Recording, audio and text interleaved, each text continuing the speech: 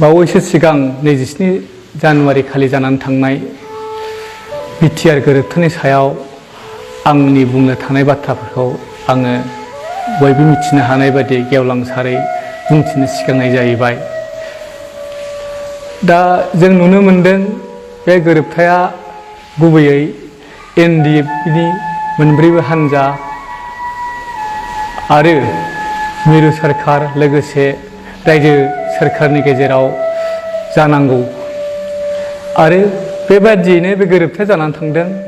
नाथाय बेवहाय जोङो गोरोबथा बिलाइया ओंखारब्ला बेवहाय दुलाराय बर' फरायसा आफादखौबो मुंसाइ होफानो नुदों। लोगोसेनो बिटिएडिनि बाहेरायाव थानाय बर'फोरनि थाखाय आलादा गावखुंथाय साजिबोबाय थानाय इउबिपिअ आफादखौबो बेवहाय मुंसाइ होफानाय नुनो मोनदों। दा गोरोबथाया जानांगौमोन, जानानै थांबाय। दा जोंहा बे गोरोबथायाव मा मोजां खोथा दङ, मा गाज्रि खोथा दङ, थामहिनबा बेनिफ्राय जों मा बानजायनाय मोनगोन आरो मा खहानि मोगा मोगि जानांनो हागौ, बेखौ फरायनानै नायनायनि, साननानै नायनायनि आरो बेफोरखौ होबथानो नाजानायनि हाबाफारिखौ लानांगौ जानानै फैदों।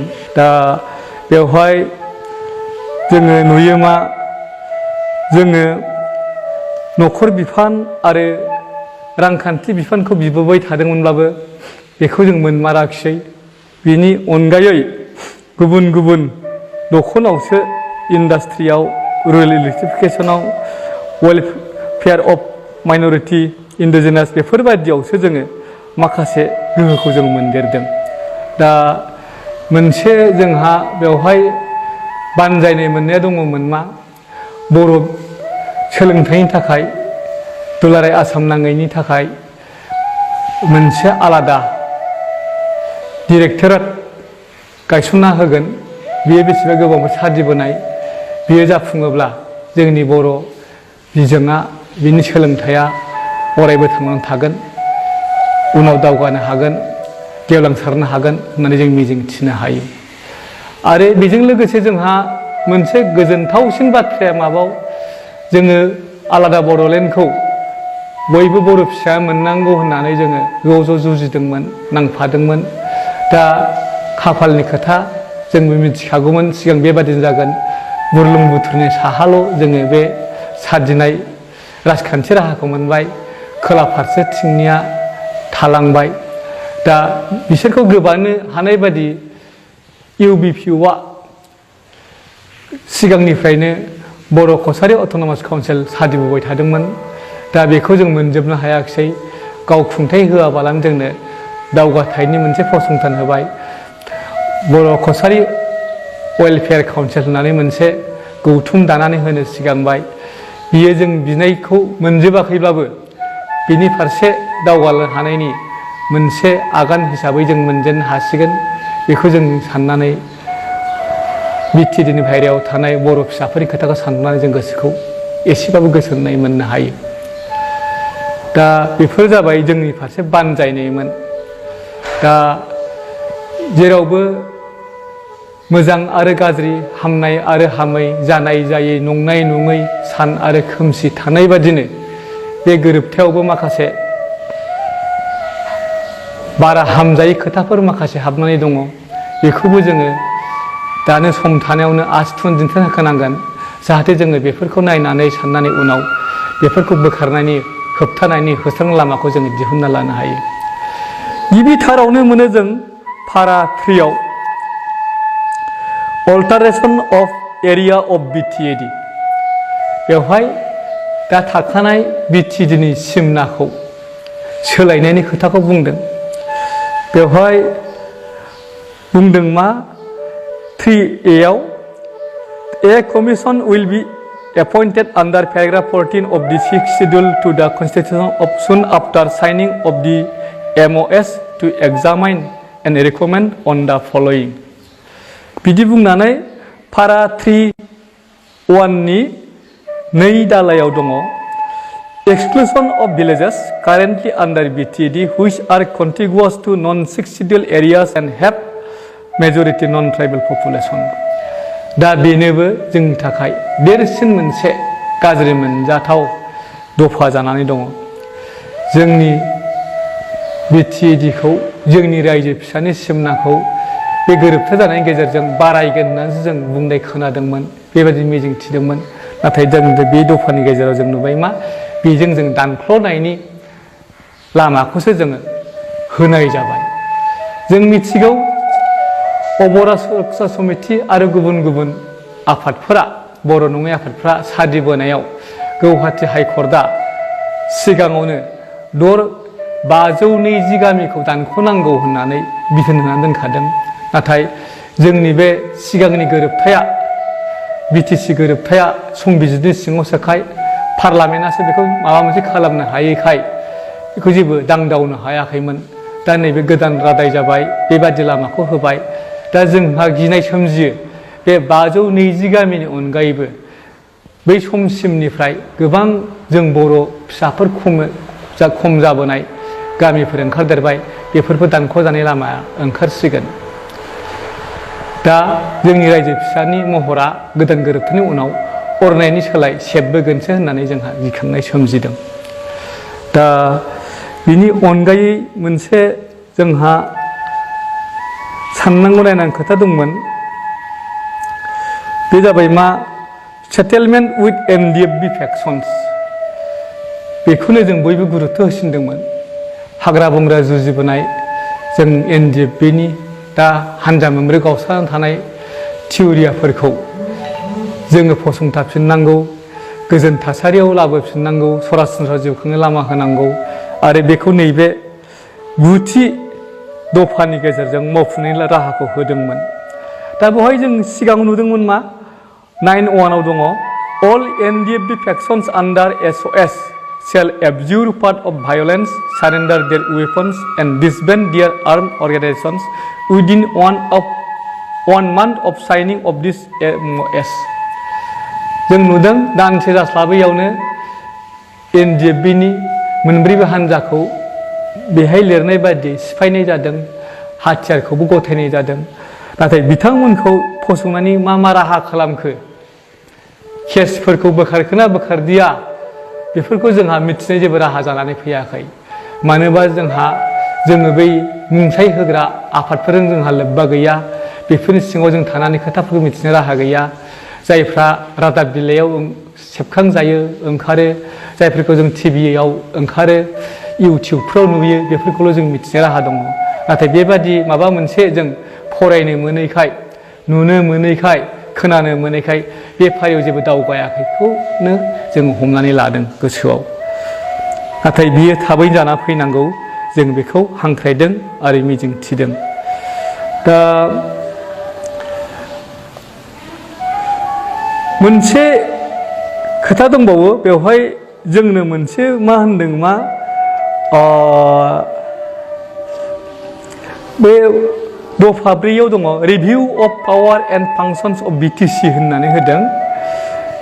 4(1) आव होदों the process of BTC to have more legislative, executive, administrative and financial powers in respect of additional subjects enumerated in Annexure 1 will be initiated within 90 days. 90 days माने दानथाम सम। नाथाय जों नुबाय मा बे बिटिआर गोरोबथा जानाया 27 जानुवारिनिफ्राय बाग्लायबोनानै दिनै दान 6 जानोसै, फैगौ 27 जुलाइ मोनब्लानो। नाथाय दासिमबो जों बेखौ माबा मोनसे खालामजेननायखौ जों नुनो मोनाखै। दा गोबाङानो बुङो कर'ना थासारि दङलै, बेफोरखौ मावनो हाया, बेबायदि मोनसे परिबेस गैया, ओंखायनो सम मोनाखै, सम दिहुननो हायाखै। दा मोनसे सोंनाय फैयो बेवहायनो, जुदि बेबादि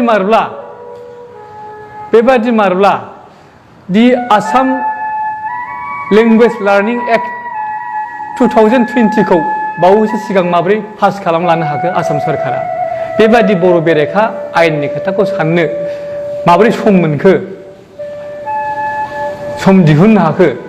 आरो जोंनि बानजायनाय बे बिटिआर गोरोबथाखौ मावफुंनाय फारियाव मानो एसेबो साननो सम मोनथारै जाखो बेसो जोंनि थाखाय गिदिर सोंलु जानानै गसंथियो।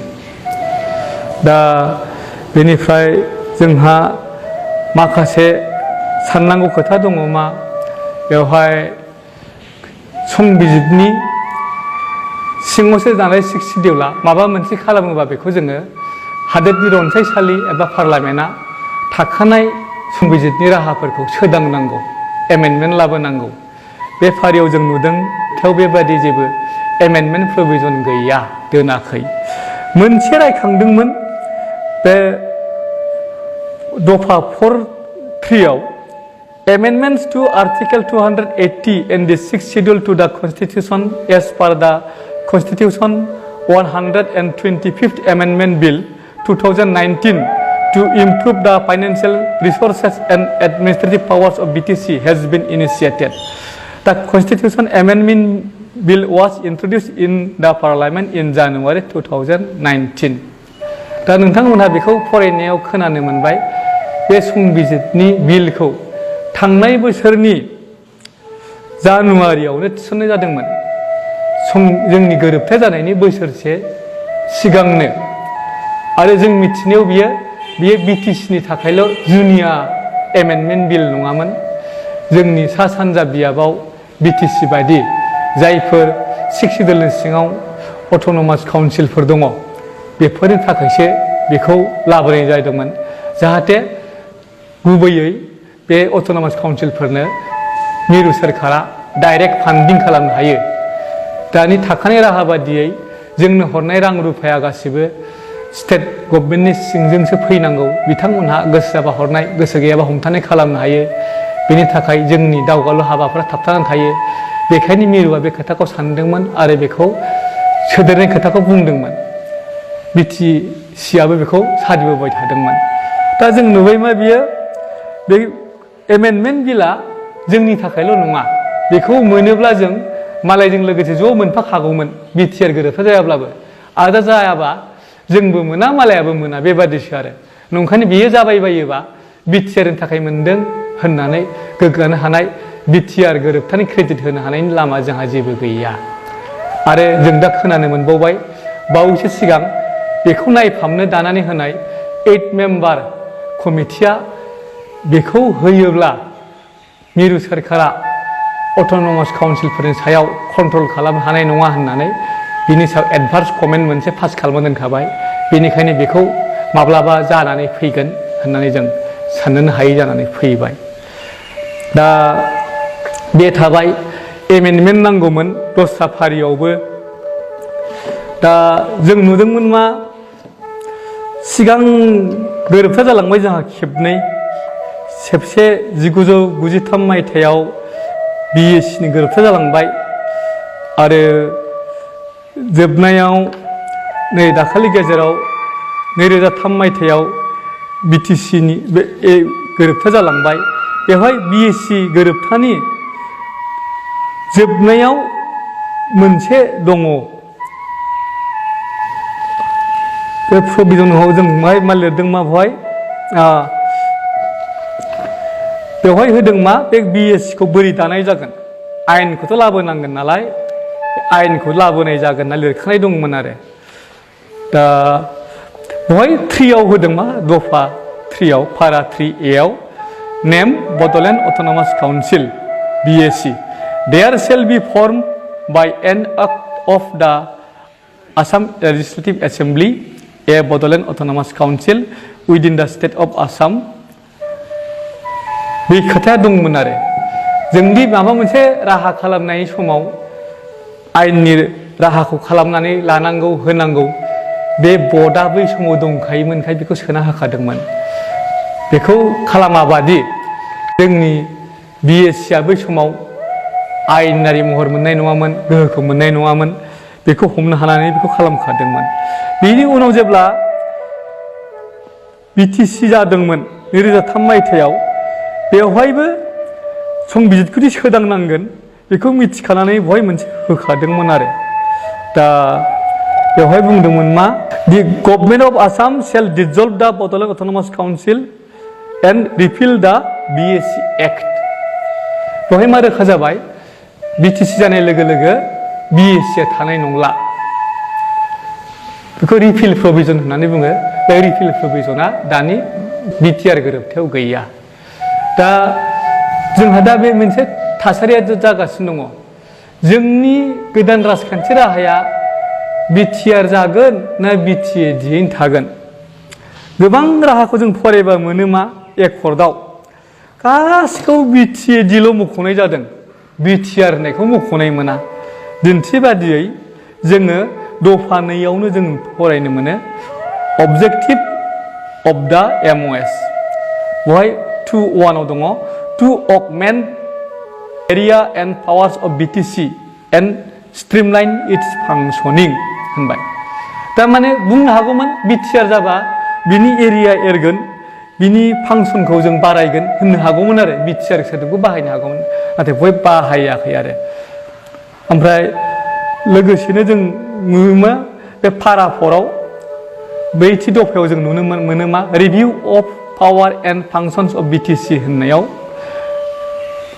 माबायाव 4.1 आव दङ आं दहाय फरायखांखाबाय बेखौ The process of BTC to have more legislative, executive, administrative and financial powers in respect of additional subjects enumerated at Annexure 1 will be initiated within 90 days.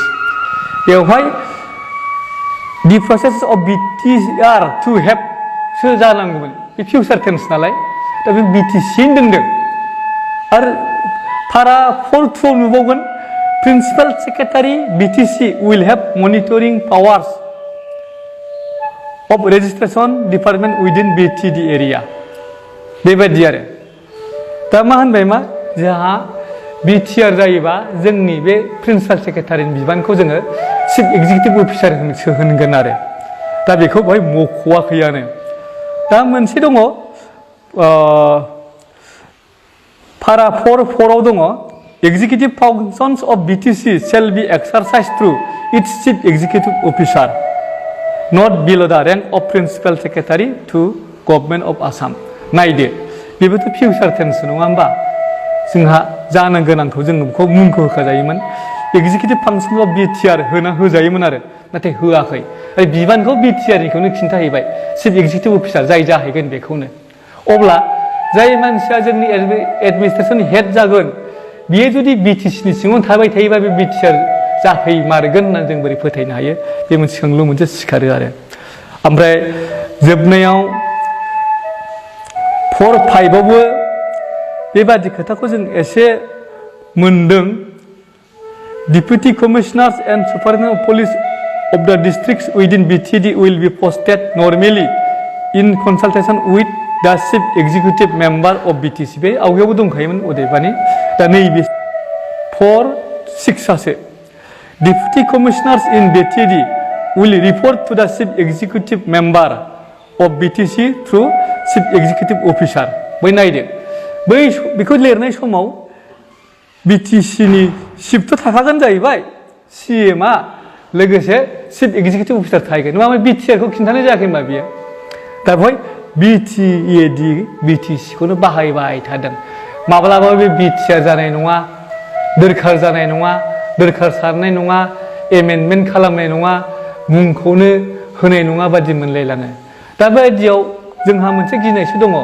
देनां समबारब्ला बोसोरसे उनाव माइ उनाव नै नोंसिनि BTR आ होननानै जुदि BTAD खौनो बेनोबो होफैयोब्ला जोंहा बुंलामा थानाय नङा आरो साइनबर्डखौल' सोलायनानै आरो साइनबर्डखौ सोलायनाय खोथा फैगोन जुदि जों बेखौ संबिजितखौ सोदाङाबालानो बेखौ मुंखौ लिरोब्ला साइनबर्ड गायोबा बेखौ गोरों गोराफ्रा गुबुन हारिनि सुबुंफ्रा बुखुनोबो हागौ सोंलु दिखांनोबो हागौ मबे संबिजिताव सोदांनाय जायैखो BTAD BTR जानायखौ खिन्था होनोबा जों माखौ खिन्थागोन मा बुंगोन मा फोलागोन जानानै फैगोन बेखौसो जों दा गिहरनो गोनां जानानै दङ दा मोजां गाज्रिखौथ' जों रायखांजोब्बायानो बुंनो थाङोब्ला दा मोनसे खोथाखौ जों साननांगौ जायो बर' फिसा हिसाबै जोङो 1993 मायथाइयाव गोबां जुजिनानै जिउ होनानै थै गारनानै बावसोमनानै गिबि बर' रादायखौ मोनदोंमोन 1993 मायथाइनि 20 फेब्रुवारियाव बेजों जों बड'लेण्ड गावखुं बियाब एबा बड'लेण्ड अट'नमास काउन्सिलखौ मोनदोंमोन। बिनि 10 बोसोर उनाव 2003 मायथाइनि 10 फेब्रुआरियाव जोङो आथिखालनि BTAD-खौ जों मोननो हादोंमोन। गोदान बर' गोरोबथा एबा नैथि बर' रादाय जानायनि गेजेरजों। दा जोङो बिनि 17 बोसोर उनावसो जों दाखालि मोनसे थामथि रादाय मोनसे मोननो हादों जोङो BTR गोरोबथानि मुङै। दा BTC-नि इलेक्सनखौ जों जामारगोन होनना मिजिं थिदों। दा जोंहा बेनोल' बुंनांगौआ बर' फिसाफोरखौ जों BTAD-खौ फैगौ BTC बिसायख'थिनि गेजेरजों हमथाफिनना लाखिनो हानांगोन। हमथाफिननांगौखौ मानो बुंदों मा बे गोहोआ खुंथाइ गोहोआ जों बर' फिसाफोरनि आखायावनो थाफिननांगोन। जोङो दा जेरेखम रानखाय सिखाय गावस्रा गस्रा दङ बेखौ जों जागोन बादिखौ नुहुरा। बेनिखायनो जोङो दुलाराय बर' रायजो राजाखौ मोनसेल' खावलायनाय, नोंथांमोनहा सानै हयै ज' जालायदो, खौसे जादो, बुजिलायदो आरो हानजा मोननैनि मोनसेखौल' देरहाहोदो। मानो होनबा मोननैखौबो देरहाहोनो नागिरोब्ला रानखाय सिखाय जागोन, जोङो रावबो बे खुंथाइ गोहोखौ मोननाय नङा। ओंखायनो नोंथांमोनहा जायखौ खामानियाव होगोन बादि नुगोन, नंगौ बादि नुयो, रोंगौथि गोनां बादि नुयो, मावनो हागोन बादि हाबोनाय बादि नुयो, बिथांमोनखौ नायनानै नोंथांमोनहा बे थांखिखौ लानांगोन। हय सिगाङाव खुंखानाय BPF हान्जाखौ लाबोफिननांगौ, नङाबा गोदानै सिगांबोनाय UPPL-खौ जुदि नोंथांमोनहा सांग्रांथार नुमारोब्ला बिथांमोनखौ देरहाहोनांगौ। सोरबा BJP-जों आखाइ हमनानै, सोरबा बदरुद्दिनजों आखाइ हमनानै, सोरबा BJP-जों आखाइ हमनानै नाव बारनो नागिरग्राफोरखौ फोथायनो हायो ना हाया बे नोंथांमोननि खोथा।